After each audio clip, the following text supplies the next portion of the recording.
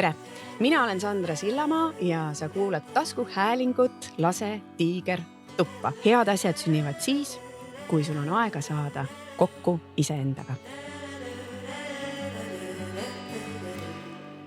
Tere! Ja käes ongi meie esimene osa.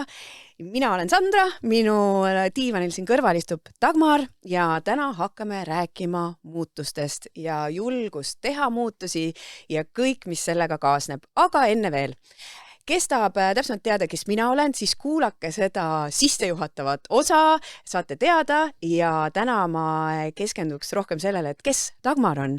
Ja ma ei hakka ise üldse siin kuidas öelda siis seda internetis kokku pandud teksti teile ette lugema, vaid ma lasen Dagmaril ise selgitada, kes ta on ja mis ta teeb. Ja tšau minu poolt ka. Minu nimi on siis Dagmar, väga tore tuttavaks saada. Kes mina olen? Ametialaselt olen kliiniline psühholoog, psühhoterapeut. Täpselt nii pikk ja lohisev kutsestandard meil ongi.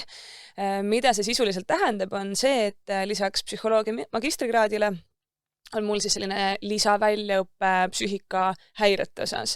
Ehk siis see kliiniline tähendab seda, et ma olen nagu nii öelda just kui nagu psühhiaatri parem käsi. Ehk siis ma pean väga hästi psüühikahäireid ära tundma, suutma neid diagnoosida, teen ka uuringuid, mida nii-öelda jutumärkides nagu tavapsühholoog ei tee. Ja et diagnoosi mina ei kinnita ja ravi mina ka ei määra, selle jaoks on arst, aga just, et ikkagi seda diagnostikat pean suutma nagu teha. Ja sinna kõrvale teen siis psühhoterapeutilist ravi ka. Ehk siis nüüd see kutse lisa, nii-öelda see psühhoterapeut, see tähendabki seda, et lisaks sellele kliinilisele asjale olen läbinud mitu aastat psühhoteraapia väljaõpet, sinna otsa 1,5 aastat supervisiooni ja kogu selle teekonna lõpuks siis kutsekomisjon vaatas mind, vaatas mu dokumente ja otsustas, et okei, et oled piisavalt pädev küll, et seda psühhoteraapia asja teha. Okei. Tead, ma kohe ütlen ka ära, et kõikidele kuulajatele, vaatajatele, et mul on siin ees mõned jutumärkides küsimused, aga kindlasti teades ennast, siis me võime nendest kõrvale kalduda ja kohe esimene küsimus, mida siin kirjas ei ole ja Dagmar ka ei tea, et aga mind hakkas huvitama, et miks sa üldse läksid sellist eriala õppima? Minult on seda küsitud ja nii mõnigi kord ma saan aru, et oodatakse, et seal peab olema mingi mega hull lugu, mingi tohutult traagiline, mingi lapsepõlve lugu või mingit sellist juice'i tahaks. Aga ma pean valmistama pettumuse, et tegelikult mul mingit super huvitavat lugu seal ei ole peale selle, et vanemad on rääkinud, et juba väiksest saati ma olin selline esiteks mulle meeldis väga suhelda ja mind kuidagi nagu huvitas, et kui teised lapsed kõik läksid omavahel mängima, siis mina eelistasin jääda niimoodi täiskasvanutega istuma ja kuulama, mida tähtsad siis niimoodi vanad mehed räägivad. Ja mind kuidagi huvitas ja ma olen lugenud alati hästi palju juba väiksest saati. Ma mäletan, kippusin seal kirjanduse õpetajaga vaidlema, et miks mingi tegelane just nii tegi või mis ta võis küll arvata. Ja võt siis oligi, et kunagi põhikoolis juba vist äkki inimese õpetuse tunnis tulid need esimesed peatükid psühholoogia kohta. Et sealt ma sain aru, et see on nagu mingi asi ja tundus hästi-hästi huvitav. Ja sealt kuidagi lihtsalt tunduski mulle hästi loogiline, et see on see asi, mida ma tahan teha. Mina muidu tahan ka minna psühholoogiat õppima. Vaikselt ütlen välja, et mina olen õppinud muusikat, aga kuidagi ka see psühholoogia, ma saan aru kõrvalt, eriti just see, ma olen väga kirglik aju suhtes praegu. Ma tunnen, ma tahaks teada, kuidas see kõik on võimalik, kuidas see kõik töötab, mis seal toimub, et nii, et vaatame, et aega ongi ju liiga palju, et miks mitte minna psühholoogiat õppima. Aga tead, ma viskan veel ühe küsimuse õhku, vaatame, kas sa niimoodi käigu pealt tuleb sul mõni mõte, et kui nüüd mõni inimene kuuleb ja mõtleb, et tahaks ka midagi rohkem selle psühholoogia kohta teada saada, siis mis on see üks raamat, kuna meil on siin raamatud on ikkagi väga au sees selles taskuhäälingus, et siis mis on see üks raamat, mida sa soovitaks lugeda? Sa oleksid võinud mulle kodutööna kaasa anda. Minu eripära on see, et ma olen hästi spontaanne. Psühholoogia on selles mõttes, ma arvan, et miks ta ka nii huvitav on see, et esiteks ta on eluline, meil kõigil see asi on ju, ta nagu sõna otseses mõttes juhib kogu meie elu. Ja ta on nii mitmekülgne. Ehk siis psühholoogia ka, et mina võib-olla ka töökogemusest taustaks, et olen töötanud Seewaldis psühhiaatrikliinikus, olen töötanud kuskil 6 aastat vanglates ja nüüd rohkem teen eravastuvõtte, aga näiteks on, et see kliiniline pool ja vanglad ja see on üks osa sellest. Samal ajal väga paljud kolleegid ütlevad mulle, et issand jumal, nemad elu sees ei suudaks sellise kontingendiga töötada ja miks mitte tegeleda, ma ei tea, organisatsioonipsühholoogiaga, lastega, spordipsühholoogiaga, et seda valikut on nagu nii tohutult palju, et vaata, kui sa küsid mu käest, et üks asi inimesele või üks soovitus inimesele, keda huvitab psühholoogia, siis ma jään nagu hullult hätta. Aga see on okei, et sa võid hätta jääda, aga sa võid pärast saata ja siis ma panen siia, saate kõik täna kuuldud raamatu soovitused siit samas selle, mis iganes link või asi meil on siin, selle alt kätte. Kas see sobib? Ja ma võin, paneme lingina, sest et kas või ongi selline raamat nagu psühholoogia, see on niisugune paks tellis, nii et kui näiteks tahta mingit sellist suurt, ma ei tea, kas just kokkuvõte on, aga nii-öelda mingit sellist õpikulaadset asja, mis hõlmab hästi palju erinevaid teemasid, siis paneme selle sinna juurde. See oligi minult natuke ebaaust praegu alustada niimoodi, on ju.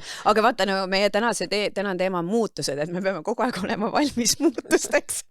See oli praegu väga hea näide sellest. Aga enne kui me lähme veel teema juurde, siis tuli mul täpselt eile õhtul mõte, et kui kõik oli juba ettevalmistatud, küsimused valmis, siis tekkis mõte, et kuna meil ikkagi kogu selles taskuväringu seerias saadetes on ka fookuses julgus siis teha erinevaid asju, nagu täna me räägime, et julgus teha muutusi, et siis küsiks igalt külaliselt, kuigi sina ei kategoriseeru päris külalise alla, sina oled ikkagi kuidas me kutsume ennast? Kaassaatejuht, eks ju, me teeme ikkagi seda koos, aga et me jagaks ka ise siis 3 küsimusele vastust, mis ma eile õhtul välja mõtlesin, et enda arust hästi geniaalsed küsimused. Ja ma mõtlesin, et kui me tahame, et teised räägiks ja kui me tahaks ka siin, et siin saadetes inimesed oleks ausad ja haavatavad ja räägiks ka, millega nad maadlevad, et siis tegelikult see esimene samm on, et ise nendest asjadest rääkida. Ja esimene küsimus, mis mul on, teeme äkki niimoodi, et ma vastan ja siis sa vastad esimesele ja teisele ja nii edasi. Mis on sinu või minu viimane julge samm, mille üle oled ise uhke?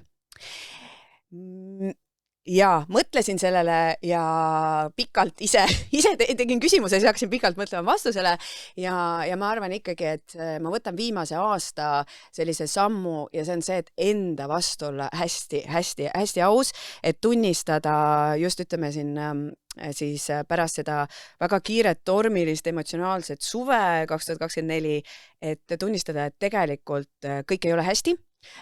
Pealtnäha on ja ma suudan ennast väga hästi ära petta, et kõik on väga hästi, ma arvan, väga paljud suudavad ennast ära petta sellega, aga et ma tõesti tunnistasin, et ma olen mingites asjades katki, ma olen haiget saanud, ma olen ise haiget teinud, et väga lihtne on panna vastutus teistele inimestele ja öelda, no jaa, aga sellepärast, et tema, aga ma arvan, et peaaegu sa võid ümber lükata, mis iganes on see konflikt, probleem, arusaamatus, raskus, tegelikult on see kui me räägime ka suhetest, mis meil ka tuleb, et see on kahepoolne, et alati oled tegelikult ise ka vastutav mingites asjades.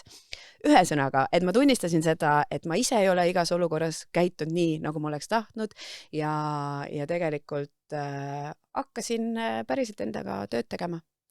Kas ma tohin korraks küsida kohe? Oota, ma võtan selle poosi sisse, mis sa tahtsime. Sandra, kui sa mõtled oma lapsepõlvele, siis mis ongi? Nii.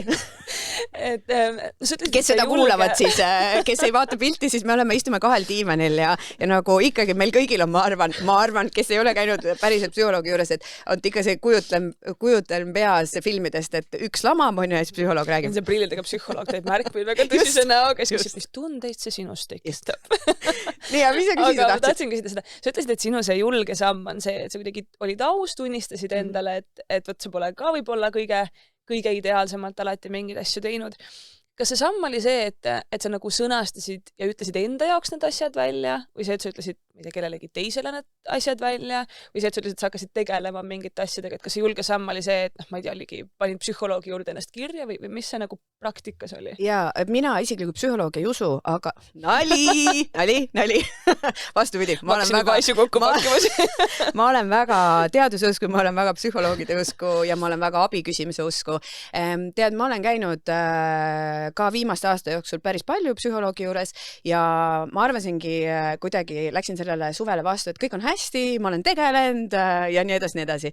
Aga suves oli nii palju nii-öelda neid päästikuid või triggereid, et mis tegelikult viisid jälle tagasi sinna vanadesse mõttemustritesse, harjumusmustritesse ja ma lihtsalt suve lõpul hakkasin tajuma, et oot, ma olen ikkagi nii palju nagu tööd teinud endaga, et ma oskan ka ennast kõrvalt vaadata, isegi kui ma ei oska veel käituda nii, nagu ma tahaks. Ja siis ma sain aru, et ma muutusin nii kurvaks ära ja ma eriti, kui ma alkoholi tarbisin, et kui muidu oli siuke pidu, eks ju, hommikuni ja kõik oli väga lõbus, siis üks hetk ma sain aru, et see hakkas täiesti teistmoodi mõjuma, et lihtsalt ma tundsin, kuidas minu sees on nii palju kurbust ja kui ma panin faktid ritta, siis nagu ei ole põhjust. Kõik on tegelikult hästi, ütleme, lastega on hästi, mis on minu jaoks oluline, ma ei tea, majanduslikult on okei, tööalaselt ja nii edasi, on ju. Head sõbrad ümber, aga ma sain aru, et midagi ikkagi sees on minus on katki. Ja mis ma hakkasin, see hakkas ikkagi nagu endale tunnistamisega ja analüüsimisega. Ma võtsin hästi palju aega iseendale, tõmbasin ennast eemale igasugustest tuimestamistest, alkohol näiteks. Ma nüüd, kui me siin 9. veebruari seda salvestame, siis ma ei ole 1. septembrist alates tilkagi alkoholi joonud ja siis üks hetk ma tundsin ka, kui ma olin 2 kuud endaga tegelenud, maganud, seadnud jälle neid häid harjumusi sisse, siis ma tundsin, et aga ikkagi mu aju on nii väsinud, et ma küll teen kõik asjad enda hoidmiseks, aga ma olen nii väsinud ja siis ma hakkasin võtma ka antidepressante psühhiaatri soovitusel, eks ju, mitte ise oma diagnoosiga. Ja see aitas mul võtta seda ärevust maha ja nagu üks inimene just ilusti ütles mulle, et kes pärast väga traagilist, dramaatilist lahutust, et ta hakkas võtma antidepressante, et lihtsalt korraks see veritsus peatada, et ta saaks ikkagi igapäeva asjadega toime tulla, edasi elada ja siis hakata tegelema nende asjadega. Ühesõnaga, mul ei olnud mingit suurt veritsust, aga mu aju oli lihtsalt nii väsinud viimaste aastate muutustest tegelikult, sest muutusi on olnud minu jaoks väga-väga palju ja ma saingi aru, et samal ajal ma pean ju edasi tegutsema. Mul on 2 väikest last, ma ei saa lihtsalt öelda nii, stopp, ma panen kõigele stoppi, enam ei tee midagi, on ja, et siis mul oli seda toetust vaja. Ja siis ma rääkisin teistele ka, et ma olen hakanud avatult rääkima sellest alkoholi teemast, et ma saan aru, et see on olnud aastaid minu jaoks probleem ja veel ka see, et noh, siis kui ma joon alkoholi, siis ma ei ole siis ma kõigest lollusi tegema.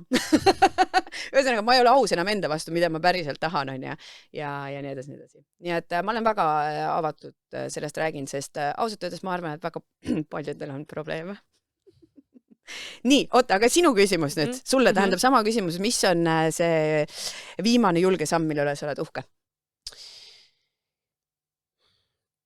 Selles mõttes on see kuidagi, mul on mitu vastust. Minu elus viimasel ajal on mingid tööteemad ja tööalased muutused olnud võib-olla kõige nagu aktuaalsemad, aga päris mitu sellist asja on sellised, millest ma praegu siin ei saa rääkida. On ju, nii et vaatame äkki mingi aja pärast. Aga me ütlesin ju intros, et me oleme hästi ausad ja avatavad, come on. Vaata, mingid asjad ei puuduta ainult mind. Nõus.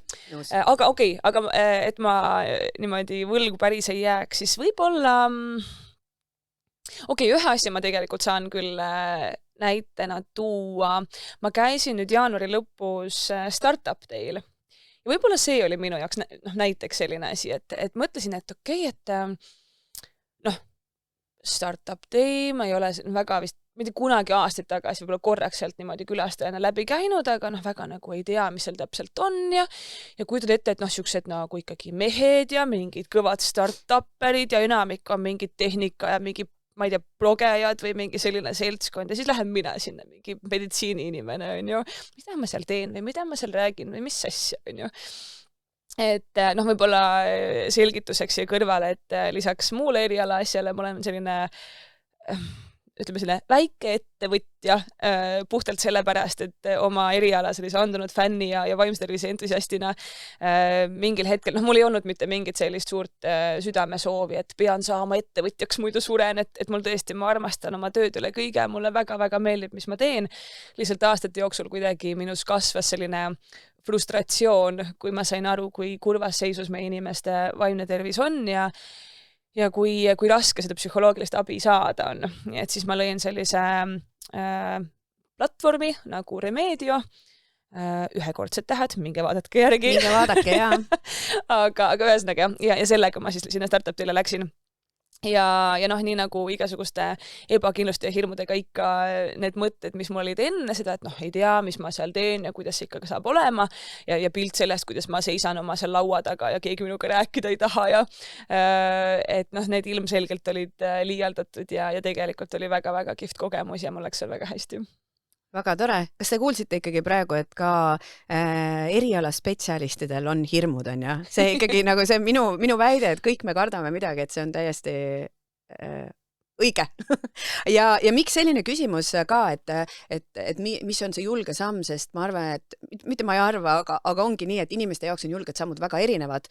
Et mõne jaoks on see, et ütleb võõrale tere tänaval on ja mõne jaoks, ma olen ikka seda näidet toonud, et mul oli kui ma alustasin oma arengutreenerlusega, siis mul oli üks eraklient, kes ütles, et rääkisime julgusest ja siis ta ütles, et ta käis just oma vanaema vaatamas hooldushaiglas, hooldekodus ja siis huuled olid nii kuivad.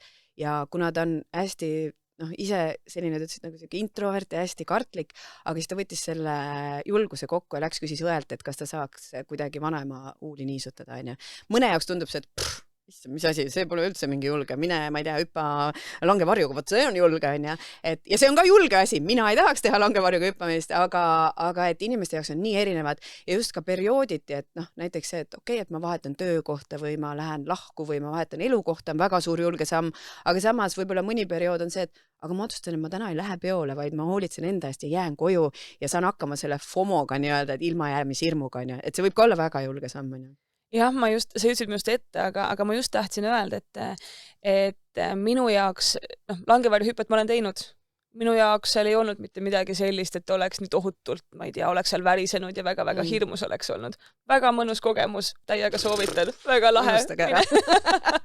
Et mõtlen, et minu jaoks näiteks see oli selline, et nagu, fun asi, mida teha ja samal ajal mingil teisel täiesti tavalisel päeval näiteks lähedasele öelda, et ma armastan teda, võib olla väga-väga palju hirmsam. No just. Nii et ja kellelgi ei ole õigust teiste minu arust hirme ja üleüldse tundeid selles osas nagu vähendada, on ja. Et täpselt nagu räägitakse, et lapse jaoks ei saa öelda seda, et pole hullu, et su legotorn praegu kokku kukkus. See on kõige hullem asi tema jaoks, on ja. Et see on minu jaoks ja pole hullu, aga tema jaoks on. No ühesõnaga, ma ei tea, kas me täna jõuame selle teemani ka.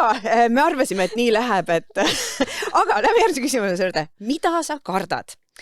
Ja mina ütlen, ma mõtlesin selle pikalt, sest ma olen igasuguseid erinevaid asju elus kartnud. Hästi palju on see kuidagi välise inimeste arvamusega seotud. Nüüd ja ka selle surmahirmuga ka või et mingid rasked haigused või mis lastega või selliseid asju. Aga mõtlesin, mis praegu on? Mul on see, et ma ütlen midagi valesti. Et ma võin siin praegu öelda selles taskuhäälingus mingi, nii vale võõrsõna on ju, et mis. Ja siis mul on nii piinlik. Selle saab välja lõigata. Ja selle saab välja lõigata, jah. Et mulle sellega meenub üks, ma ei hakka neid nimesid nimetama, 2 tuntud muusikut, meessoost muusikut, kes olid laval ja üks ütles täiesti kohatu võõrsõna ja siis teine ütles selle peale, ega võõrsõnadega peabki õnne olema.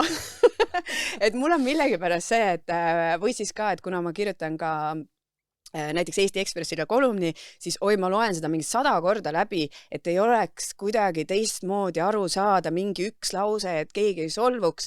Samas ma ju tean, et inimesed loevad seda oma perspektiivist, oma taustaga, et nad saavad teistmoodi aru, et mingitest asjadest, aga jah, mingi selline asi, ma ütlen midagi valesti. Aga sa praegu, sa vähendasid seda, et me tõesti saame välja lõigata kõik. Mida sina kardad? Mulle tuleb vist 2 asja niimoodi kohe hoobilt pähe, kui ma sellele mõtlen. Mul on olnud igasuguseid naljakaid hirme, aga ma olen vaikselt nendega järjest tegelenud. mingid suvalisi näiteid. Näiteks veel hiljuti mulle ei meeldinud üldse ämblikud ja siis kunagi lapsest saati ma kartsin süstlaid ja verevõtmist ja need on sellised lihtsad hirmud, millega ma olen väga teadlikult tegelenud ja tänaseks ma ütleks, et see on kõik okei. Sest mul on kuidagi ei ole meeldinud ka see mõte, et on elus mingi asi, mis mind kuidagi piirab või kontrollib, mis tõttu ma olen kuidagi väga teadlikult nende asjadega tegelenud. Mis mul on veel jäänud, on see, et sügav vesi, mingi värk sügava veega. Näiteks mõte sellest, ma peaks kuhugi minema, sukelduma mingisse, ma ei tea, laevavrakki, vastik. Ja vaata, see on selline asi, millega nagu hästi raske igapäevaelus on siin Eestis meil tegeleda ka ja ta nagu nii hullult ei sega, et ma nüüd nagu hullult oleks tahtnud sellega niimoodi süstemaatiliselt tegeleda.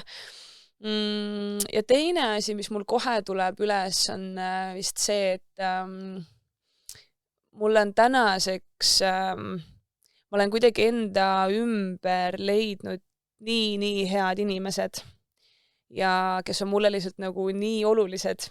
Ja samal ajal ma olen ka väga lähedalt näinud ja kogenud, kui haprad on suhted ja kui habras on elu üldse. Ja võib-olla hirm oma neid kõige kallimaid inimesi kaotada on see, mis mul ka kohe nagu tuleb selle küsimuse peale. Vot. See on sama, on ju, me kardame ka, et meil kõigil on mingid hirmud, et ma usun, et need, kes inimesed on hästi julged, et see ei tähenda, et neil ei oleks ühtegi hirmu, vaid nad täpselt astuvad selle vastu või tegelevad sellega või üritavad seda vähemaks saada, et mingid asjad, ma arvan, täiesti ära ikka ei kao, on ju, et lihtsalt nendega on võimalus tegeleda. Nii, aga et me jooks tänase teemani, siis viimane küsimus, et üks hea mõte, mis sind toetab. Mina panin 2. Esiteks, mõtted ei ole faktid, et see on üks asi, et kui ma suudan peas midagi välja mõelda, et vot nii on, siis tegelikult see on minu kogemuste, tunnete, mis iganes kõige baasilt välja mõeldud asi, eks ju, mis minu peas on, teinekord, mis võib kedrata, et mul on ka, et jääb mingi asi kinni ja siis ta ketrab, on ju, aga see, et mõtted ei ole faktid. Nii, ja teine mõte on lihtsalt, mis on mind hästi palju saatnud ja nagu aidanud teha ka muutusi näiteks ja olla julgem on see, et 80 aasta pärast pole vahet. Et tegelikult ei ole vahet, kas ma siin ütlen mõne vale sõna, vale võõrsõna või mida iganes, et 80 aastat pärast keegi ei mäleta seda, mina olen surnud. Ma ei usu, et mu lapsed kannavad seda taaka, et no ja vaata siis nende ema ütles selle laude valesti. Ehk siis, aga see ei tähenda seda, et me peame kuidagi ennast nagu hävitama või elama nii, et iga päev on viimane ja tegema inimestele haiget ja oleme hästi isekad, mitte seda, aga just enda hirmudele otsa vaadata, et kas see praegu tegelikult röövib sinult seda, nagu sa ütlesid, et elu on väga habras, on ja, et kas see röövib see muremõte või mida iganes see hirm öelda midagi valesti näiteks, et kas see tegelikult röövib sult praegu seda mõnusat aega siin, on ja, et tegelikult ei ole 80 aasta pärast vahet. Mis on sinu mõte? No vot, ma tahaks ka neid anda mingi 10, aga okei, ma saan aru, või aeg on siin piiratud. Mõtlen siin käigu pealt praegu. Võib-olla üks asi, kui mul on väga raske, siis ma üritan enda peas nagu seda aja perspektiivi nagu kokku poole tõmmata. Ehk siis kui ma olen mingi asja pärast kuidagi väga mures või kujutan ette taha, mis saab olema või kuidas ikka läheb või mingid sellised mõtted tulevad pähe, siis ma katsun tulla nagu võimalikult palju tänasesse nagu tagasi ja isegi kui mingid väga-väga rasked ajad või väga kiired ajad näiteks, siis ma võtangi nagu nii palju kui vaja seda nagu aega lühemaks, ehk siis okei, ma ei tea, kuidas see nädalavahetuse asi laheneb, aga ma tean seda, mis mul on plaanis täna ja homme. Võib-olla isegi seda on liiga palju. Võib-olla on see, et okei, täna ma olen siin, täna mu esimene samm on lõpetada sinuga see saade, on ju, see ära teha, vaatame järgmist sammu siis, kui see kohale jõuab. Et kuidagi ka see, et juba see, et mul on võimalik olla mures nädalavahetuse pärast näiteks, tähendab tegelikult seda, et tänases hetkes siin praegu on mul kõik väga hästi. No ütleme, kui mul täna praegu oleks mingi mega suur jama, siis mul ei oleks seda privileegi muretseda nädalavahetuse pärast. Ma tegeleks selle kriisi lahendamisega, selle karuga võitlemisega või mis iganes jama see oleks, on ju. Et see juba, et ma saan olla kurb või väga ärev, tähendab seda, et tegelikult tänasel sekundil praegu on mul kõik väga okei. Issand, kui hea mõte. vaata, kuidas, no ärevuse teema meil tuleb alles, aga tõesti, et see, et ma olen praegu ärev millegi asja, see on ju privileeg. Ja teine asi veel, mis vahel, mis mind aitab, on see, ma ei ole suutnud seda eesti keelde väga hästi tõlkida, aga mul on selle mantra, mida ma endale ütlen vahepeal, on choose to shine, ehk lihtsalt nagu vali särada on see eesti keeles, et ma teen siin kohe sünkroontõlget. Sünkroontõlge on õige sõna võõrkeeles. Aga ühesõnaga see, et tegelikult ma olen ikka seesama inimene ja ma tean, et ma võin olla tore ja meeldiv ja särav ja kõige parem sõber ja kaaslane ja kes iganes ma suudan olla. Ja tegelikult see on valik, et mul on võimalik see olla. Nagu tegelikult igal hetkel ja igal minutil. Ja vahel see mind toob nagu tagasi või tuletab meelde, et kuule, nagu võta kokku ennast, sa oled ikka seesama inimene. Nii ilus. No, te võite ka meiega jagada, et mis on teie mõtted, mis teid toetavad, et minu arust on hea hoida nii-öelda varukas või kuskil neid mõtteid, et mina olen isegi tätoveerinud endale siia käe peale, mäletan, kui mul oli hästi raske, siis ma kirjutasin, et hinga. Et teinekord võib see ka nagu meelest minna, on. Nii, aga me läheme nüüd lõpuks oma teema juurde, milleks on muutused ja julgus teha muutusi. Sest kui on üks asi, millest me saame siin elus kindlad olla, siis on see, et kõik muutub meie sees, muutub meie ümber ja on asju, mida me tegelikult ei saa kontrollida, me peame õppima, kuidas siis nende muutustega toime tulla, kuidas teha neid muutusi ja nii edasi. Ja meil on posu küsimusi ja teate, ma loen need küsimused siin ette, alati saame ju välja lõigata, kui liiga pikaks läheb see taskuhääling. Ehk siis täna me proovime leida siis vastused küsimustele, et miks teha muutusi, mis paneb meid muutusi tegema, kuidas aru saada, et mul on vaja teha muutusi, milliseid muutusi inimesed kõige rohkem teevad, milliseid muutusi inimesed kõige rohkem kardavad, mida surres kahetsevad, kuidas alustada muutuste tegemisega, kuidas leida julgused teha muutusi, miks muutused on rasked, kuidas muutustega leppida, kuidas muutused meid mõjutavad ja kui kaua läheb aega muutuste tegemisega. Noh, mõni küsimus on, jah. Selle kõige jaoks on meil. Ja selle kõige jaoks on meil. On. Võtame aega, ärme kiirusta. Et mulle meeldib see mõte, et meil on kogu maailma aeg.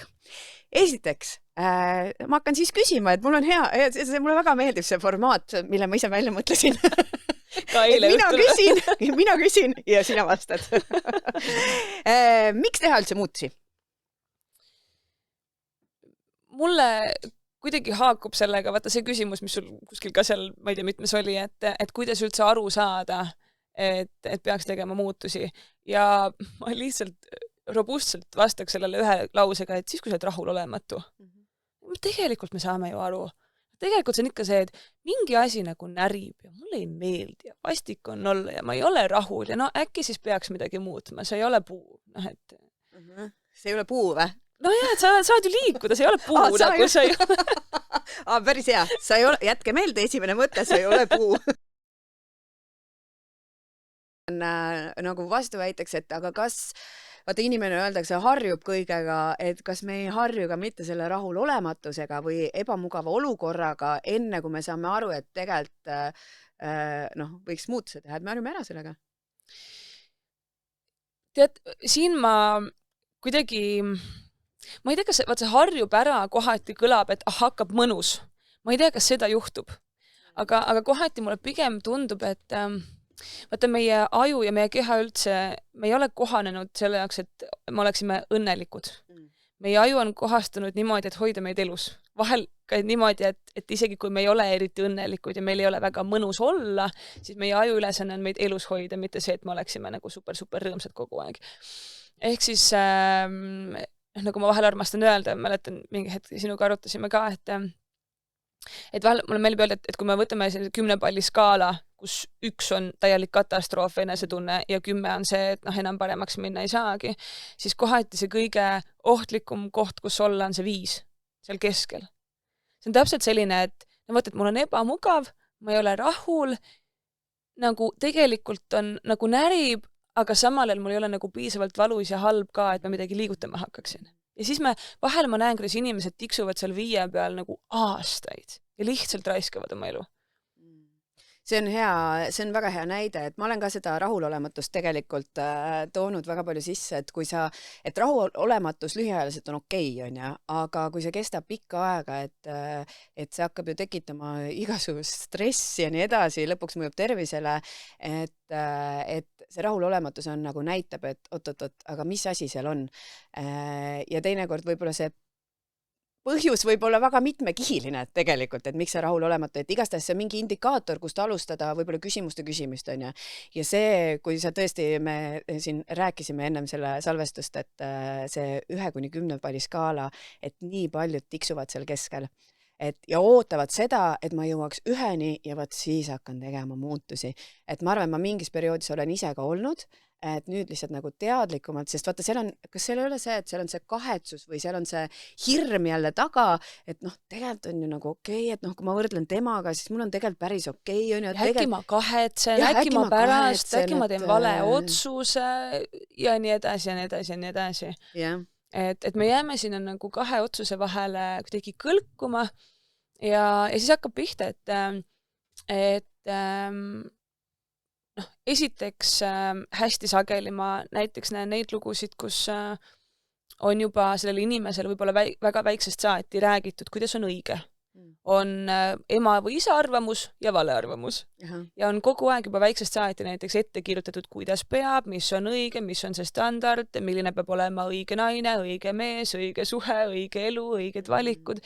Ja tegelikult inimesel kaob see nagu ma ei taha öelda, et oma hääl kaob ära, aga see, et see harjumus üldse nagu esiteks väljendada oma arvamust ja teha neid otsuseid ise ja üldse küsida enda käest, et mida ma tahan ja mis mulle meeldiks ja väga sageli sealt pinnalt ma näen, et inimesed siis ka täiskasvanu elus, nad nii kergesti jäävad sinna kahe vahele nagu kõlkuma, sellepärast, et see hirm eksida teha, seda vale valikut on nii suur.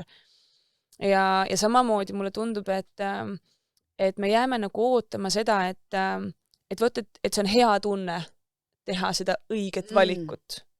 Et ma ju tunnen ära selle. Ja see, et kui mingi otsus tekitab mingisugust hirmu või igatsust või kurbust või mis iganes muid raskeid tundeid, siis järelikult see on vale valik. Mis on selles mõttes, ma ütleks nagu mõtteviga, et igal juhul vahet ei ole, mis otsuseid sa elus teed, sa võidad ja kaotad niikuinii midagi. Niikuinii. Kui sa, ma ei tea, sõidad ühe otsa piletiga aussi, ilmselt võidad selle, et sul on väga lahe seiklus ja kõik need põnevad asjad ja hea kliima, mis sind seal ootab. Samal ajal sa kaotad selle, et sul, ma ei tea, pere on siin, sõbrad on siin, mingid võimalused, mis oleksid sul siin. Ma ei tea, saad lapse, ülilahe, täiesti elu muutev, ilmselt üks ilusamaid asju, mis su ellu saab tulla ja samal ajal väga suur investeering, magamata ööd, tervis, eks tead isegi, on ju. Ja samamoodi vahet ei ole, mis otsuse me võtame, you win some, you lose some, niikuinii, on ju. Aga me jääme nagu ootama, et see oleks nagu puhas, 100% hea ja mõnus. Täiesti täitsa väga-väga olen nõus ühesõnaga, et just see, et see peab tunduma kõik nii õige ja ma ei tohi ühtegi negatiivset tunnet tunda sellega, et minul üks sõber ütleb, et võita pole võimalik. Ilus võita pole võimalik. Kaotada ei ole võimalik. Jah, seesama, et ja ma pean ütlema, mina väga, nagu suurem asi, kus ma seda kõige kogesin, oli ikkagi lahutus, et esiteks ma vist esimest korda saingi ise teadlikult, mille üle ka olen uhke, et seal 5-6 peal kätte selle, et ei olnud kõik nagu nii halvasti, aga ma sain aru, et mingites asjades ma olen väga rahulolematu, et kas ma tahan, et kas ma 5 aasta pärast oleks rahul sellega, et ma ei teinud mitte midagi või ei küsinud endalt küsimusi, eks ju. Ja sellega kaasnes väga palju, siiamaani, sellest on 2 aastat nüüd, aga siiamaani on mingeid tundeid või unenägusid, nagu täna öösel, et mis tulevad üles ja see on normaalne. Ja üks mõte, mis mind selle juures saadab on, seda ma ei ole ka eesti keele tõlkinud, you can miss them but still choose peace. Ehk siis sa võid ikkagi igatseda ka neid olukordi. Aga siiski valida rahu, on see sünkroontõlge. Sünkroontõlge. Et sa võid mingid, muutused toovad kõiki emotsioone kaasa, niikuinii.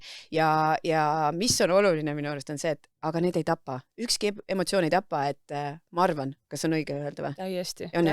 Ebamugavus ei tapa, mida inimesed tahavad hästi. Lihtsalt tunne kogu lugu. Konflikt ei tapa, on ju, et okei, võib-olla mingi konflikt tapab, ma võtan selle sõna tagasi. Aga tõesti, kui te tunnete puhul, et üks ei tapa, et see on mega ebamugav ja kui sa ei ole lubanud endal kogeda, et siis see võibki selline tunne olla, et see tapab, aga tegelikult ei tapa. Nii et ma arvan, et siit, et võtta see osa kokku, et miks teha muutusi või mis paneb ja kuidas aru saada, on see rahulolematus ja hinnake ennast 1–10 palli skaalal. Ja kui te olete seal 5 juures. Tiksute seal juba tükk aega ja kõik on kuidagi mõttetu ja nagu rahul ei ole, aga samas nagu midagi nagu tahaks muuta, aga kuidagi midagi ei muutu, siis äkki oleks aeg. Äkki oleks aeg. Aga siit võib-olla on hea... Ei, jätame selle, et ikkagi kuulaks lõpuni, et kuidas siis alustada, selle me jätame lõpupoole. Aga korraks minna nagu üldisemaks, et milliseid muutusi inimesi kõige rohkem teevad üldse. Ja tegime natuke uurimustööd ka. Ja mida näitavad uuringud on see, et üks on, mis on sellised muutused, millega me puutume kokku kõik, et hariduslikud üleminekud, eks ju, erinevad siis, alates lasteaiast kooli, ma ütlen, minu jaoks on see aasta väga stressirohke selles osas, sest mu vanem poeg läheb kooli. Ma tunneb, et mina nagu muretsen selle muutuse pärast rohkem, mitte mulle tundub, vaid kindlasti rohkem kui tema, on ju. Siis karjäärimuutused, igasugused töökoha vahetused, aga karjääri suunamuutused. Kolimised, alustades juba sellest, eks ju, et sa kolid kodunt ära suure tõenäosusega ja kuhu siis elu viib, siis perekonna seisumuutused, abiellumine, lahutus, kokku, lahku, võib-olla eluks ajaks kokku ja nii edasi, siis lapsevanemaks saamine ja pensionile jäämine, et need on sellised suured muutused tegelikult, millega me kõik ju kokku puutume, on ju.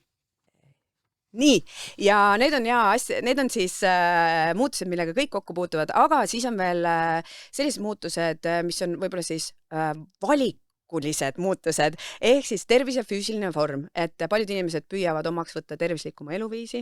Mulle tundub ka, et see on kuidagi väga aktuaalne tänapäeval. Või siis olen ma jõudnud sellesse vanusesse, et see on väga aktuaalne.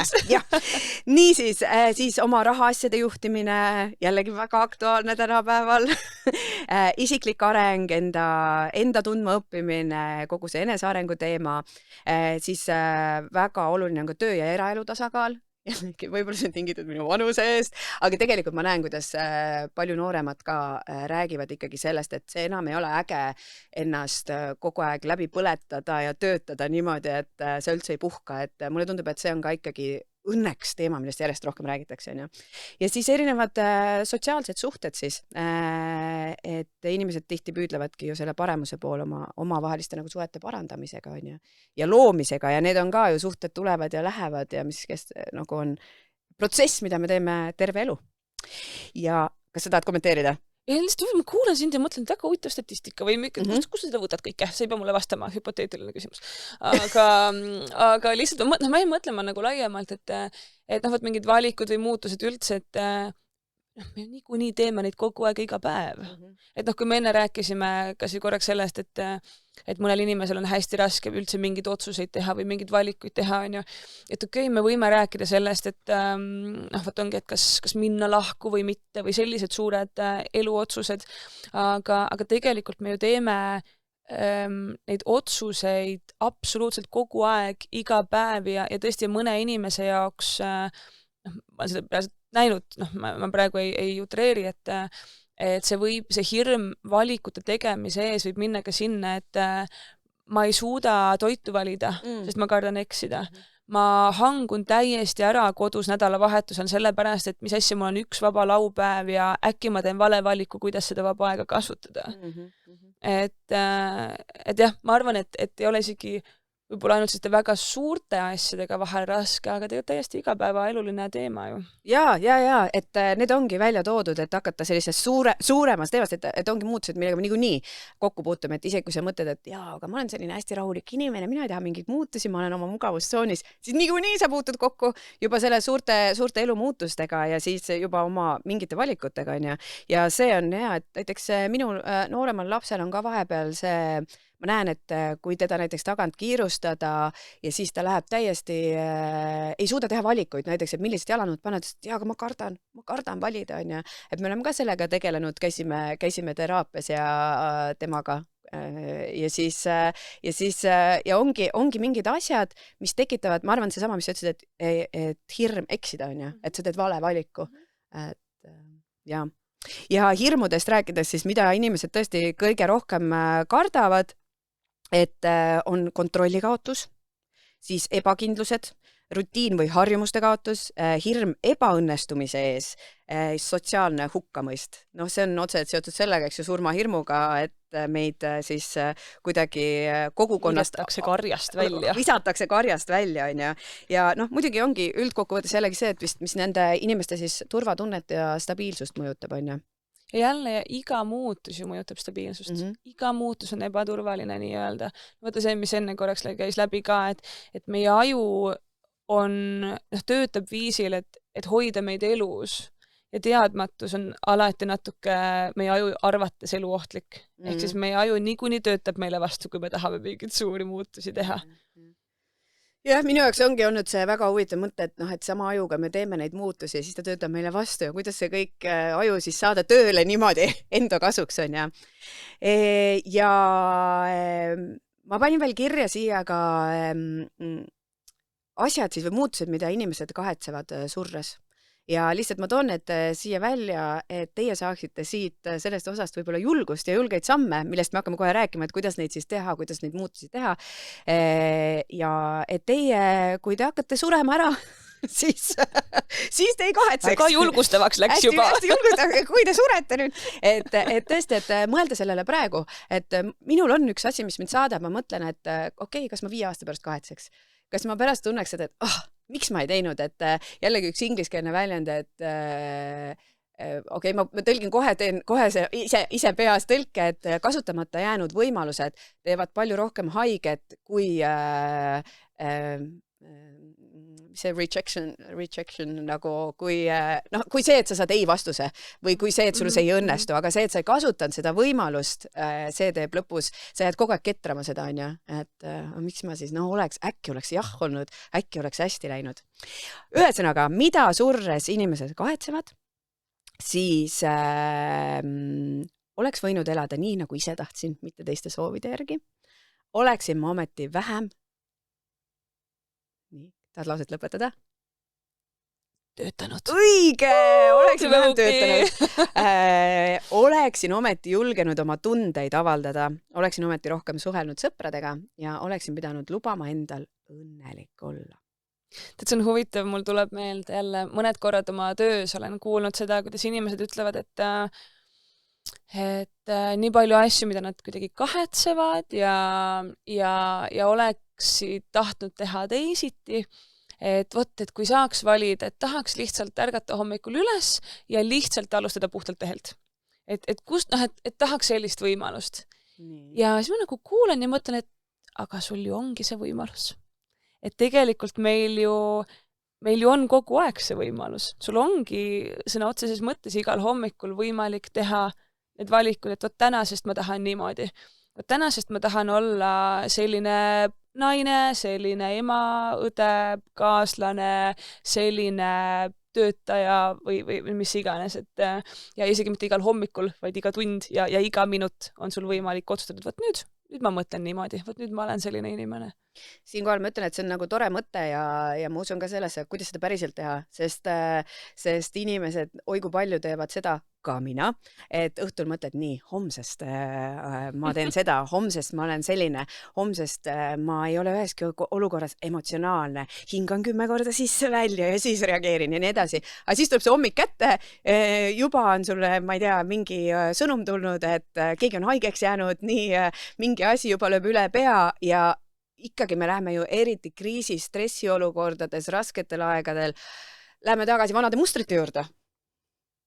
Ja selles mõttes, eks sul on õigus, et täpselt nagu sa ütlesid, et mida intensiivsemad on emotsioonid ja mida kõrgem on selline üline stressitase, seda suurem oht meil on langeda nagu sinna samasse vanasse ja selles mõttes loomulikult, kui me räägime siin sellest, et tahaks reageerida teisiti või ma ei tea, mõelda täitsa teistmoodi, siis see on natuke nagu asi, mis vajab treenimist ja see tõesti niimoodi kohe üleöö ei tule, aga näiteks see, et vot nüüd ma homme hommikul panen selle aja näiteks ja ongi, lähen psühholoogi juurde ja nüüd ma alustan seda treeningut. Seda saab ikka teha.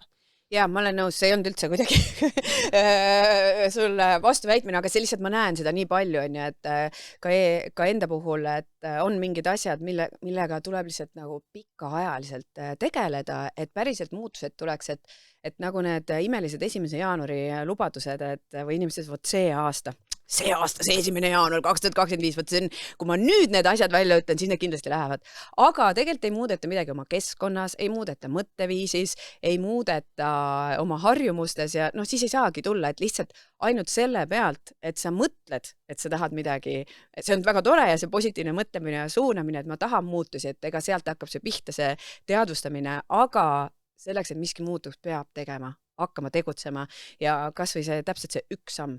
Et alustada väikestest sammudest, et mulle väga see mõte meeldib, et me ei saa, ja kindlasti mida me siin taskuhäälingus ei tee, on see, et vot, kui sa seda ühte asja teed, siis su elu muutub ja see on ideaalne või need 5 sammu efektiivsuse suunas. Et muidugi on igasugused nipid ja asjad, aga tegelikult ühest väiksest muutusest ei muutu kohe terve maailm. Et kui sa käid ühe korra ära psühholoogi juures, ei ole su vaimne tervis kohe korras ja kõik probleemid lahendatud, on ja. Et sealt hakkab pihta protsess, aga see on niivõrd oluline, et seda kuskilt alustada, on ja. Ja vahel mulle endale selle juures meeldib kuidagi silme ette visualiseerida. Vaata seda, et kui me võtame malli peal või kui me võtame kas või 2%, 2 kraadi muutust, see on väga pisikene. Aga kui me tõmbame need jooned sealt 2 kraadi pealt pikemaks, siis lõpuks see vahe on väga-väga suur. Et isegi kui see esialgne muutus on see pisikene, see kõige lihtsam muutus, mida sa täna suudad teha, ainult see 2 kraadi, siis tegelikult see viib sind täiesti teise kohta välja. Nõus. Nii, aga kuidas leida siis see julgus, et teha muutusi? Ma saan aru, et ma olen nüüd hästi rahulolematu ja olen seal 5 peal, saan aru, et kurat, ma olen juba 5 aastat seal 5 peal olnud. Et kuidas võtta see julgus, et hakata siis astuma neid samme? Või kuidas saada aru, mis muutusi mul on vaja? Võt see on ka küsimus. Mulle tundub, ja siinkohal julgelt kuidagi, ma ei tea, mõtle kaasa. Ma lihtsalt praegu plärtsatan kõva häälega oma esimesed mõtted. Aga mulle tundub, et inimesed üldiselt kuskil nagu teavad, milles jama on. Tavaliselt, minu meelest ikka on see, et kui ma olen väga rahulolematu, siis tavaliselt inimesed teavad, et kas ma olen oma suhtega rahulolematu või mulle mu töö üldse ei meeldi või mul on, ma ei tea, eluviisis, ma ei tea, oma kehaga, elustiiliga midagi, millega ma olen hästi rahulolematu. Tavaliselt see kuskilt seest meil tuleb, et mis see on see, mis mind täpselt häirib. Aga see, et kuidas seda julgust leida, mind ennast näiteks on aidanud see mõte, et tegelikult sellist asja nagu õige otsus või vale otsus ei ole olemas. See on lihtsalt mingisugune illusioon. Vahet ei ole. Kas sa täna ostad selle 1 otsa pileti, võt sinna aussi või täna tuled töölt ära või teed, mis iganes näiteks, mis sa seal täna võid teha, sa saad 50 niikuinii mingil hetkel. See, kas sa pead oma juubelit võt seal, ma ei tea, Paali saarel või siin Eestis maakodus või kuskil mujal, nii saad 50. Et selles mõttes meil ei ole nagu, et see nüüd sünnitusmajas sulle anti mingi manual ka, see on sinu elu ja nii sa pead elama. Ja see on õige elu. Kust kohas see on? Või see, et me ei ela mingit, ma ei tea, arvutimängu, et sul on nüüd see 1 level, selle teed tublisti ära, siis saad järgmisele levelile. Et seda õiget ja vale tegelikult ei ole olemas. Et see on võib-olla üks asi, et tõmmata seda stressi maha, et sul ei ole võimalik eksida. Vahel järgmine mõte, mis mulle endale on selline nagu natuke nagu ei meeldi, mul on vahepeal isegi endal sellega raske leppida, aga siiski see kuidagi on mingi asi, millele mulle tundub, et võiks mõelda, on see, et mulle tundub, et seda eksimise hirmu tekitab ka see, et meil on lihtsalt täna kuidagi nii palju valikuid. ja sealhulgas otangi kogu meedia, sotsiaalmeedia sinna juurde ja üleüldse meil täna on ikkagi, õnneks täna elame me vabas Eestis, meil on võimalik reisida, käia, meil on nagu, ma ei tea, karjääri mõttes enam ei ole, et sul on variant, kas sa lähed sinna kolhoosi või teise kolhoosi, on ju. Aga täna meil on, ma ei tea, ole YouTuber või ja nii edasi, on ju. Et neid valikuid, mida oma eluga teha ja kuidas teha ja alates ongi suhetest ja karjäärist ja kõigest muust, on lihtsalt nii tohutult palju. Ja sellega tekib see FOMO, see fear of missing out, on ju. Et kuidagi inimesed kardavad seda, et ma peaks, on seda, ja siis on sinna juurde seda survet ka, et me peaksime justkui kõike tegema. Peaksime juba 5 AM club ja mediteeri ja hinga ja nüüd mine trenni ja ole oma elu parimas vormis ja nüüd tee megalt karjääri ja ettevõtlust ja investeeri ja juba peaksid unicorni ehitama ja nüüd saa lapsi ja siis tegelikult ära saa lapsi ja siis mine reisi ja kuidas, et meil on see surve nagu seda kõike jõuda ja see lihtsalt ei ole reaalne ja see on ka okei. Et võt seesama, et sa teed mingeid valikuid, sa niikuinii midagi pead selle juures ohverdama ja see on okei, me kõik peame. Et vahel lihtsalt tuleb seda aktsepteerida ja mulle tundub, et see tõmbab ka päris suuresti pinget maha. Mul on sinu jutu peale 3 mõtet. et see, et kuidas sellest alustada, et tõesti, ma arvan, kuskil sisimas me teame, aga ma arvan, seal tulevad hirmud jälle mängu, et tunnistada seda, sest et kui me hakkame midagi muutma, siis tegelikult see on ju ajule raske, on ju, ja me ka kardame seda, et aga siis miski muutub ja muutub, väga palju muutub. Mina omast kogemust ütlen, ma poleks arvanud, et nii palju asju muutub, kui ma lahutasin. Ja kas ma tohin kohe, sorry, ma segan sulle vahele, kas sa kahetsed? Ei. Täpselt. Ja vot see on see, et see on 3, et ma ei ole veel näinud inimest, kes peale seda, kui ta on tükk aega olnud seal 2 vahel ja kaalunud, seal hulgas ma ise olen korduvalt selles olukorras olnud ja marineerinud oma seal jamas, on ju. Ja kui lõpuks see julge otsus saab tehtud, ma veel ei ole näinud inimest, kes kahetseks. Ja see ei tähenda, et see nagu üliraske olnud, see on kõige raskem asi olnud, mis ma olen elus teinud. Valik, aga see on üliraske, aga tõesti on neid päevi, kus sa ei taha, see läheb järjest paremaks ja on neid päevi, kus tõesti ei ole isegi tahtmist olnud voodist tõusta, aga sa saad aru, et jällegi see endaga tegelemine, et ma saan aru, et see ongi aju peab harjuma selle uue olukorraga, on ju, et ma ei ole ju seda kunagi teinud ja see ongi imelik ja nii edasi, või näiteks laste puhul, et lapsed on nädal minuga, nädal ei ole, see oli nii raske alguses. Nüüd ma olen suutnud sinna, et ma tegelikult, muidugi on, ega raske ikka, ma igatsen, tahaks neid kaisu võtta, aga samas mõtlen, et okei, et selle asemel, et kõik, millest ma ilma jään, nüüd ma jõuan juba sinna, et miks me kardame muutusi, et ma pigem mõtlen, et aga mida ma saan teha selle ajaga, et kuidas siis mina naisena, kuidas ma saan ennast energiat hoida jälle selleks nädalaks, kui nad on minuga, et mis on need muud asjad, mida ma saan teha, on ju. Ja see FOMO teema, Ühesõnaga, ma lõpetan selle ära, et me kuskil sügavas sisimas teame, lihtsalt hakkavad need hirmud võib-olla vastu peksma, on ja mis blokeerivad ära, mida mina soovitan, mida mina tegin ka jällegi just selle lahutuse protsessi, et see ei olnud ka niimoodi, et ma märkasin üles, nii, ma tahan lahutada ja tehtud ja kõik on ja see on pikk protsess, eriti kui sul on lapsed. Ja siis ma läksin psühholoogi juurde. Et nüüd tagasi vaadates võib-olla olid mingid asjad, mille ma lihtsalt tahtsin, et keegi kinnitaks, et see on õige otsus, vaata. Et kui keegi ütleb, et ja tee, et siis on nagu see, et ma ei pea ise vastutama, on ja. Et muidugi seda psühholoogi ei ütle sulle, ma ütlen juba ära seda. aga ma sain palju selgemaks oma mõtteid, et mis seal taga on ja nii edasi. Ehk siis küsida jälle abi, rääkida. Võib-olla see on su sõber, et räägidki, et sa oled rahulolematu, saad edasi küsimusi, võib-olla see on arengutreener, võib-olla see on psühholoog, võib-olla see on mingi teraapia, on ja. Et aga oluline on jälle astuda see esimene samm selle juures.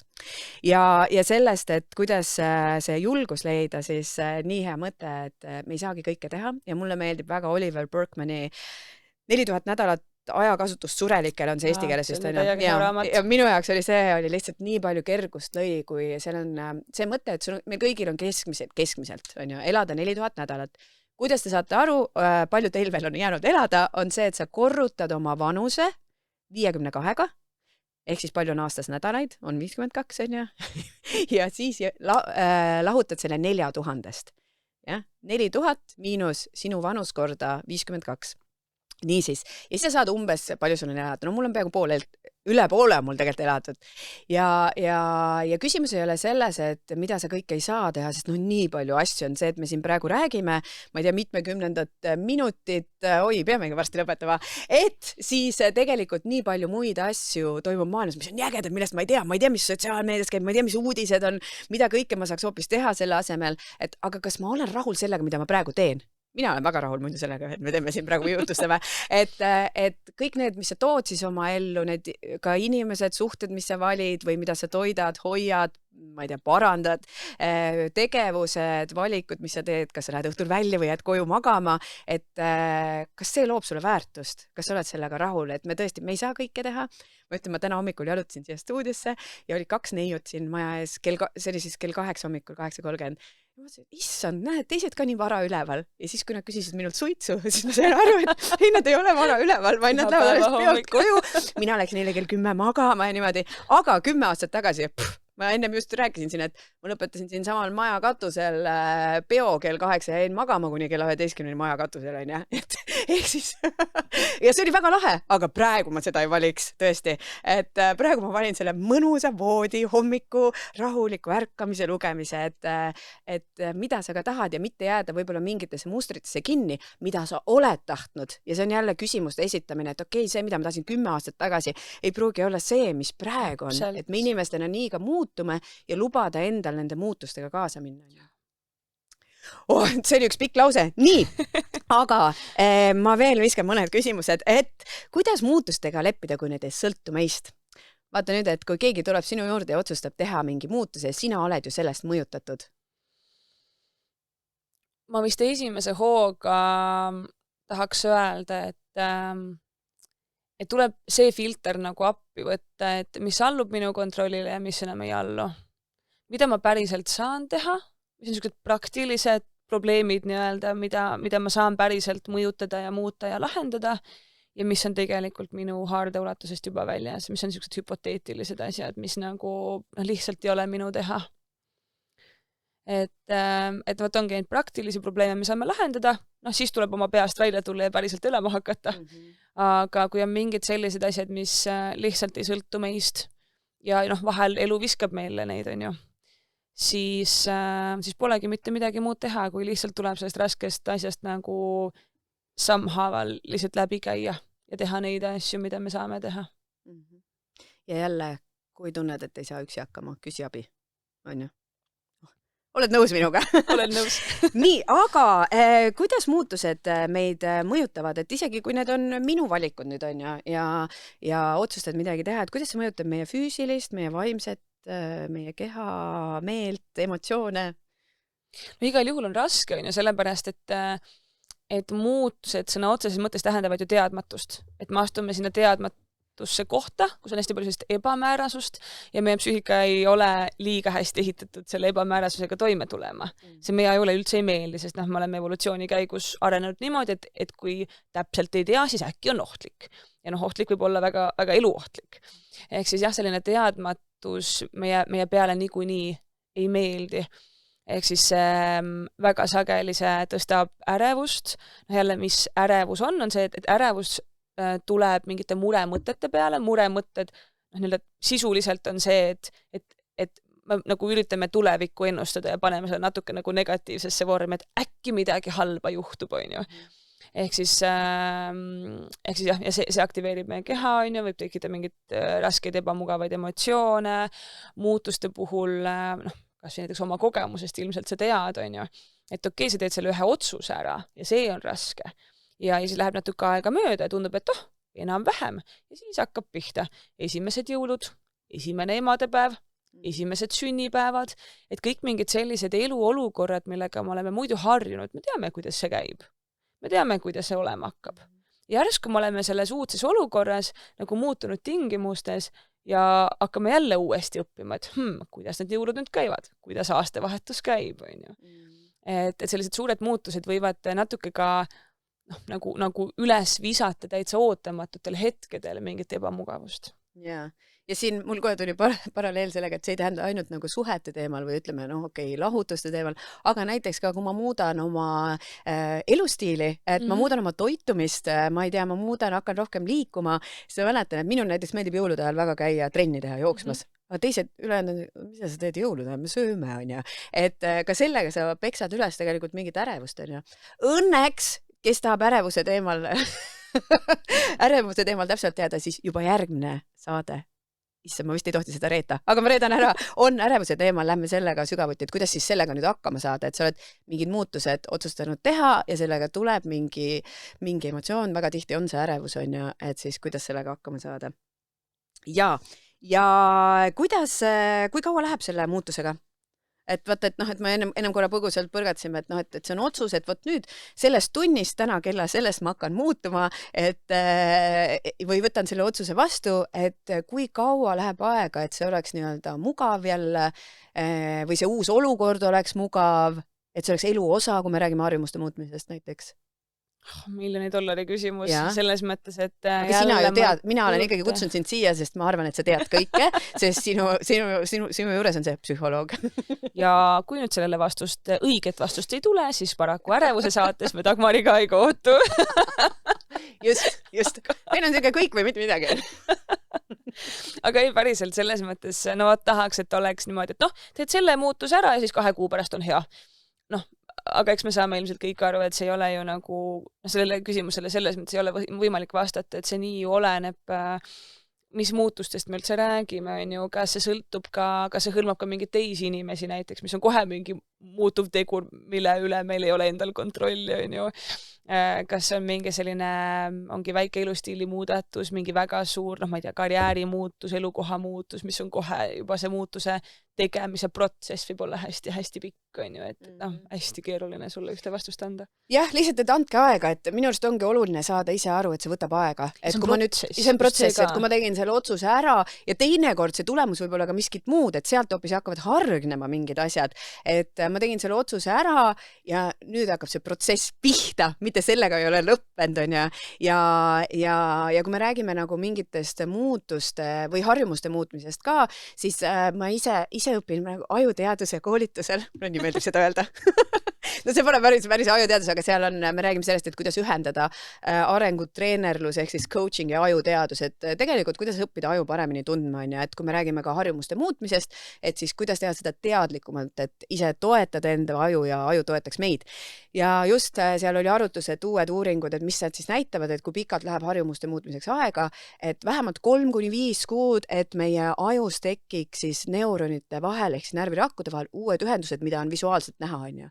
Et ehk siis 3-5 kuud, et käib ka see müüt, et 21 päeva on ju. Aga see ei vasta tõele, et mõtelge, et kui 21 päeva läheks, et harjumuse muutmiseks aega ja siis see oleks elustiili osa, no kõik teeks trenni, kõik sööks tervislikult, keegi ei suitsetaks. Piisaks ühest challenge'ist ja ühest challenge'ist piisaks, on ju. Just, et tegelikult nii ei ole ja ega pärast seda 3-5 kuud ka, et jällegi oleneb harjumusest, et ja kui altid inimesed on ka mingitele näiteks sõltuvustele, kui te lõpetate ära mingid sõltuvused, et siis see on nii, ajud on nii erinevad, inimesed on nii erinevad, aga see võtab aega lihtsalt, et ja minu arust selle protsessi käigus, mis on hästi oluline, et ma siin vaatasin, et ma ei jõudnudki väga jagada seda, et mis on need minu suured muutused, mis ma olen teinud, aga ma olen põhimõtteliselt kõike teinud.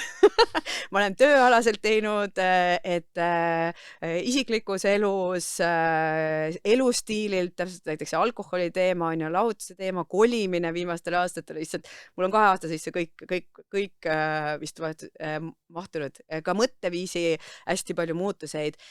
Et mis mina olen tähendanud, et täpselt on see, jõuame natukene nüüd tagasi siin lõpu juures, et sa ei pea olema -1 oma asjadega, sa ei pea olema nii augus, et tegeleda, et teha muutusi, et valida, et ma tahan tegelikult teistmoodi kogeda, et mina ka näiteks, kui ma võtan alkoholiga, ega ma toimisin ikka. Et jah, no mingid asjad võib-olla logisesid, ega ma ei oleks nii palju edasi joonud, nagu ma suvel on ja jõin, aga ma lihtsalt ei tahtnud niimoodi, ma tahtsin teistmoodi elu kogeda. Ma tahtsin teada, et mismoodi on, et kui on teistmoodi. ja selle kõige kõrval, kui on need muutused, kui on need rasked ajad, kui sa käid seda protsessi läbi, siis leida asju, mis pakuvad sulle rõõmu. et mõeldagi, et okei, täna on see, et mul on nagu mega raske ja see on see, aga mida ma saan praegu teha? Täpselt, mis sina ütlesid, et hakkida see hästi väikesteks sammudeks, on ju? Ja teine asi, vaata alguse poole sa küsisid mu käest, mis on need mingid abistavad mõtted ja üks asi veel, mida ma vahepeal endale ütlen, mis mul ka praegu siin kuidagi pähe tuli sind kuulates, et vahel ma endale ütlen, et aga mis meil elus paremat teha on, kui elada? Ehk siis see, et vaata, see on protsess, et nii sageli me tahame nagu sellist, ma ise nimetan seda nagu projektipõhiseks eluks, et me tahame elu hakata elama nagu mingid kuupäevade kaupa mingit projekti.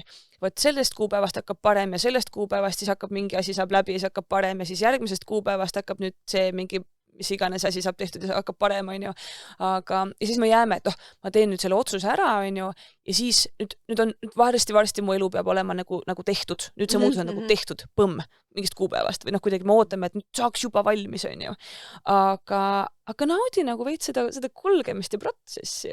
Et ega elu sellepärast selles nagu seisma ei jää ja kuidagi tuleb just läbi kuidagi sõna otseses mõttes nagu elada. Kogu see kulgemine. Jah, et me ei saa tegelikult, isegi ükskõik kui ideaalsed harjumused me teeme või muutused seame või ma ei tea, kui ausad me enda vastu oleme, kui julged me oleme, siis ikkagi neid muutusi tuleb, et me ei ela laboris, me ei saa, et nüüd tegime elu valmis ja nüüd niimoodi me lähmegi edasi, on ju, täpselt kuupäevaliselt, et mind, mis loob minus ka veel kergust, tulles tagasi nende mõtete juurde, on see, et hommikuti mõtlen, okei, nii uus päev algas ja mitte, et kas midagi juhtub, vaid küsimus on, millal juhtub ja mis juhtub. Et ka täna hommikul mõtlesin, okei, kõik on ideaalselt planeeritud, terve mu nädal on ideaalselt planeeritud. Ja siis tuli sõnum, et fotograaf, kellega ma tegin pildistama, jäi haigeks. Et see on asi, et nüüd on küsimus, et kuidas ma selle lahendan, on ju, et see on muutus, ma pean sellega tegelema, aga kuidas ma nüüd ise sellesse ka suhtun. Nii, aga teate, me võtame nüüd selle kokku, meie esimese osa ja võtame sellega kokku, et anna 1-2 kokkuvõtteks veel mõtet kaasa, võid ka korrata juba tänaseid mõtteid, et kust ma alustan muutusega? Ma tulen sinu juurde, Dagmar, ma tahan muutusi. Kust ma alustan? Hoobilt vastaks sulle niimoodi, et alusta sealt, kus on kõige lihtsam ja kõige kiirem. Alusta kõige lihtsamast ja kõige väiksemast asjast, mis sa saad, hakka sealt nügima. Olemas.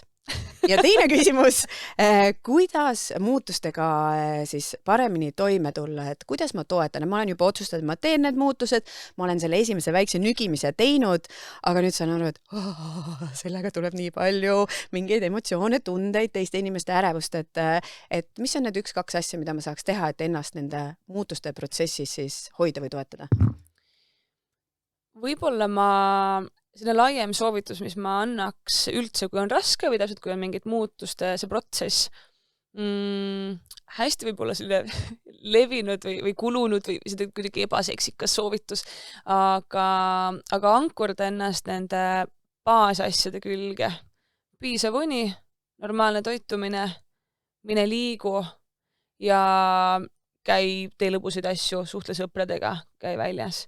Ehk siis see vundament hoia endal hästi paigas ja klammerdu nagu selle külge, et kui kõik põleb, siis vähemalt hoia see, et ma magan, ma söön, ma liigun ja suhtlen nagu toredate inimestega. Ja sealt küll läheb, sammhaaval küll sa saad sellest nagu vastikust protsessist läbi ka. Ja sinna juurde võib-olla sa ütlesid 2 soovitust, jah? Teine soovitus. Sul on juba 4 soovitust. Siis rohkem ei saa. Rohkem täna ei saa, aga tõesti me lubame, et iga osa lõpus te soovitusi saate, et väga hea mõte, et ankurda selle külge ja minu arust nendest 4, mis sa ütlesid, et kõige võib-olla lihtsam, kõigile tehtavam, et kui unega on näiteks probleeme ja ütleme, sul on väiksed lapsed ja sa ei saa ja siis on liikuda, et teate mis, et te tekitate liikumisega juba 10-15 minutit, kas või kõnnid natuke hoogsamalt, su stressitase langeb ja teine asi, mis mulle meeldib täiega teha, oma koolitusel ma olen AI-l lasknud teha pildi, on see, et see on ajule nagu mullivann, see on ajukemikaalide mullivann, et kui sa lähed liikuma, eriti võib-olla näiteks jooksed värskes õhus, superhea looduses, veel parem, aga peaasi, et sa liigud, et su aju hakkab tootma neid häid nii-öelda dopamiin, serotoniin ja nii edasi, nii et sa saad ise oma aju mulli vannitada ja see aitab selle kõigi muutuste tuules, et natukene kergust luua sellele ajule ka, on ju. Ja siin juures ma lihtsalt hästi kiirelt tahaks veel visata, et muide see teine soovitus oli see, et kui sa oled väga hädas, siis täpselt otsi abi, mida siit on juba, et julgelt võib tulla psühholoogi juurde. Aga lihtsalt selle liikumise osas, et keegi ära ei ehmataks, et aga mina ju ei ole sportlik ja mina vihkan jooksmist. See on okei. Füüsiline aktiivsus väga sageli ongi ebamugav tunne, sinna ma ei taha minna, jälle muidu me räägime järgmised tund aega siin. Aga võib-olla ka see, et liigu jälle ükskõik mis moel, mis on sulle nagu tore. Et see ei pea olema metsas jooksmine. See võib olla ka ongi koeraga kõndimine või kurling või mingi uisutamine, mis iganes on sulle nagu tore. Jah, nõus. Nii, aga me võtame siis esimese osa kokku, nii tore, ma tahan lihtsalt öelda, et sa oled nii õige inimene siia, mul on hea meel.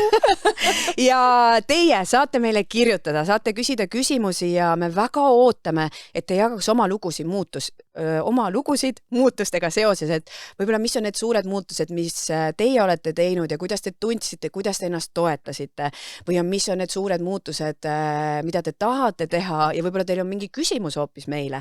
Nii et lasettiigertuppa@gmail.com võite julgelt kirjutada, saata oma mõtteid, jagada lugusid ja me teeme siia vahele osasid, kus me või siis sotsiaalmeedias, me veel mõtleme, see on selline spontaanne plaan, et kus me ka vastame nendele küsimustele ja jagame ka teistega neid lugusid, sest üks asi on see, et mida rohkem me räägime, mida rohkem me jagame ka oma lugusid, et sa näed, et okei, aga tema maadleb ka sellega, okei, ta on ellu jäänud pärast seda, et seda rohkem me toetame teineteist, on ju. Nii et aitäh kuulamast, aitäh vaatamast ja kohtume järgmises osas. Tšau!